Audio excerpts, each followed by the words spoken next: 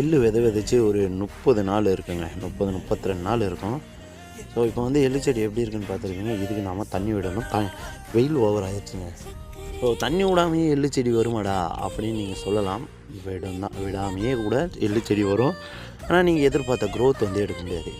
இதுக்கு வந்து எப்போவுமே வந்து பார்த்திங்கன்னா மணல் கழனியாக இருந்தால் தெளிக்கிறது பெஸ்ட்டு. இதே வந்து ஒரு களிமண் கழனி அந்த மாதிரி இருந்தால் கூட பாய்ச்சிட்டு உடனே எடுத்து விடலாம். இந்த 2 ப்ராசஸ் தான். இது ரொம்ப ஈஸியான ப்ராசஸ் தான். ஆனால் தண்ணி எரிக்கிறது கொஞ்சம் கஷ்டங்க. ஆனால் எரிச்சி தான் ஆகணும். எரிச்சிங்கன்னா நல்ல க்ரோத் கிடைக்கும்.